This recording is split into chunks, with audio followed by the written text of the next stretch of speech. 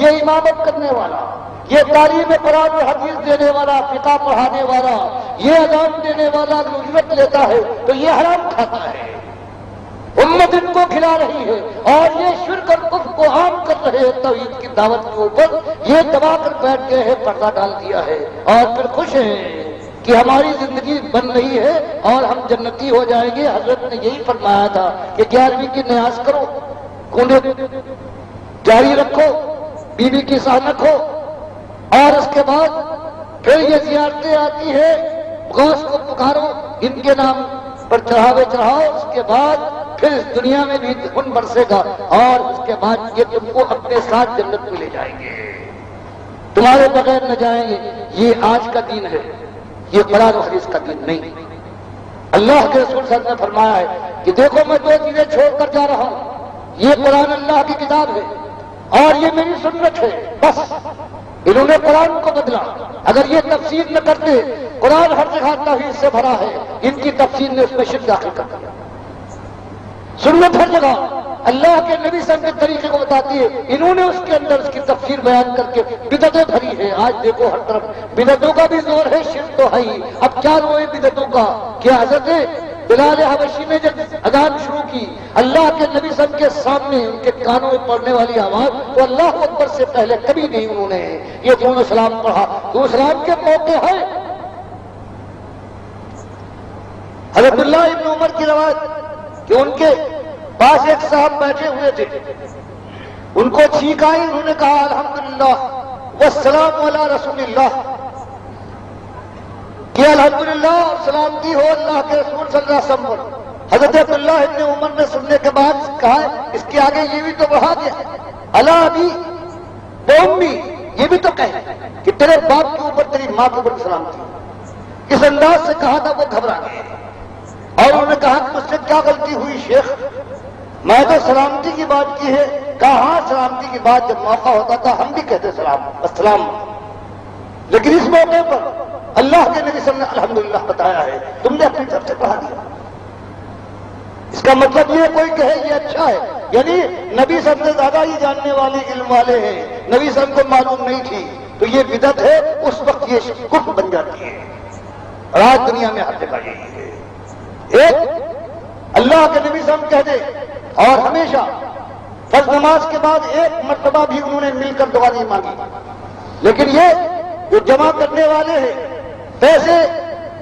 مقتدیوں سے بات کہنے والے ہیں کہ یہ ضرورت ہے تم نے یہ نہیں کیا یہ کرو، یہ جمع کرتے ہیں روکتے ہیں، اور جب تک مل کے یہ ہاتھ اٹھا کر دعا نہ کر لیں ان کا پیٹ نہیں بھرتا۔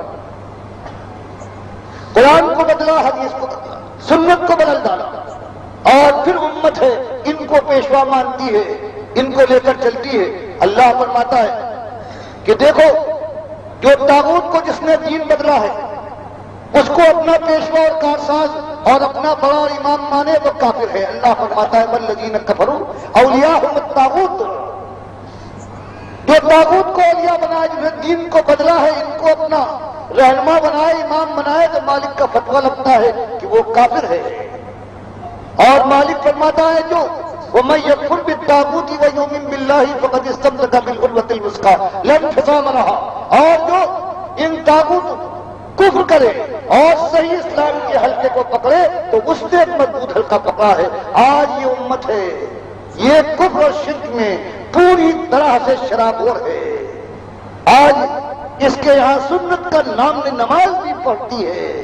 لیکن اللہ فرماتا ہے اگر ایمان کے ساتھ ایمان پکا نہ ہو، وَمَن يَعْمَلْ مِنَ الصَّالِحَاتِ مِن ذَكَرٍ أَوْ أُنثَىٰ وَهُوَ مُؤْمِنٌ، مالک نے فرمایا تمہارے یہ سر کو بار بار رکھتے رہو، 5 وقت 10 وقت رکھ دو،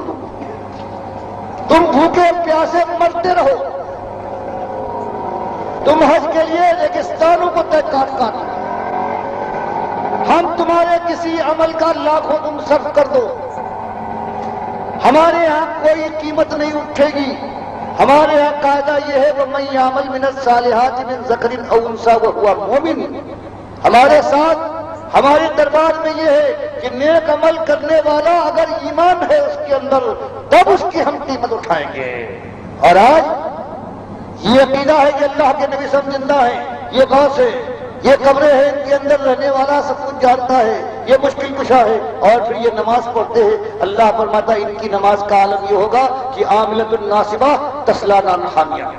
یہ عمل بھی کریں گے، تھک بھی جائیں گے، لیکن آخر کار جہنم کی آگ کا ایندھن بننے والے ہیں۔ تو یہ ایک بات صاف اور کھڑی آپ کے سامنے ہے، قرآن و حدیث کی پورے دلائل کے ساتھ، یہ آپ کی مرضی،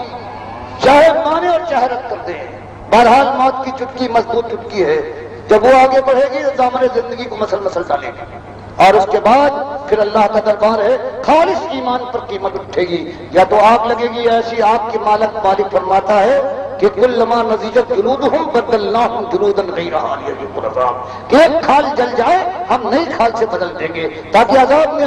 اصلہ کمی نہ آئے۔ مالک فرماتا ہے فقطعت لہم ثیاب من نار، ہم ان کے بدن کے لحاظ سے آگ کا لباس کٹوا کر ہم پہنائیں گے، اور یہ سب من فوق رؤوسہم الحمیم، سر کھلا رہ جائے گا جہنم کا ابلتا ہو، جس کی گرمی کا کوئی اندازہ نہیں ہے، یہ سب پر ڈلوائیں گے، اور چاہے سب بھی معافی البطون بالجلود، وہ پیٹ میں سب کو چیرتا ہوا اترنے کے بعد آگ کو گلا ڈالے گا، جو کھال پر پھیلے گا وہ جھلسا دے گا، وہ لہو مقامع بالحدید سورہ حج میں آتا ہے، اور اوپر سے مات پڑے گی گرم اور لوہے کے گرزوں کے ساتھ۔ تو یہ وہ ہے ایک ایمان کے ساتھ یہ ظلم کر کے اللہ کے نبی صلی اللہ علیہ وسلم کو اللہ کے ساتھ پکار کر یا رسول مدد کر کے مسجدوں میں یا اللہ یا محمد لکھ کر، یہ جو آج دنیا میں یہ شرک کے بیوپاری ہیں، یہ پوری امت کو جہنم کی آگ کا ایندھن بنانا چاہتے ہیں، کاش اللہ ان کو توبہ کی توفیق دے، مالک اس امت کو اوپر رحم فرمائے، وہ ہوگا۔ اللہ کے نبی صلی بخاری اور مسلم کی حدیث میں بیان فرماتے ہیں کہ ایک وقت قیامت سے پہلے آ کے رہے گا کہ اس زمین کے اوپر صرف مومن زندہ ہوں گے، ایک کافر بھی نہیں ہوگا، اس لیے جزیہ ختم کر دیا جائے گا، سلیب ناپید ہوگی، خنزیر کا پتہ نہیں ہوگا۔ اور بخاری مسلم کی یہ دونوں کی حدیث ہے، مسلم میں ایک اضافہ ہے، 7 سال اس زمانے میں ایسے گزریں گے کہ سارے مومن ہوں گے اور دو مومنوں میں کوئی لڑائی، کوئی جھگڑا، کوئی حسد بات نہ پا سکے گا۔ اس کے بعد پھر شیطان کا وار ہوگا، پھر کفر شرک پھیلے گا، ایک وقت آئے گا کہ ہوا چلے گی مالک کی طرف سے، اور جو مومن ابھی تک ہے کافر مشرک نہیں ہوئے ہیں ان کو وہ کہیں بھی ہو جا کر چھو لے گی اور وہ بچ جائیں گے۔ اب جو کافر مشرک بن چکے ہیں بس یہ باقی ہوں گے، اللہ ان کے اوپر دنیا بے حساب بے انتہا نشاور کر ڈالے گا، اور یہ پھر گدھوں کی طرح سے ایک دوسرے پر پل پڑیں گے اور اپنی خرمستیوں میں یوں ہی مگن ہوں گے کہ پھر بس نفخ فی الصور،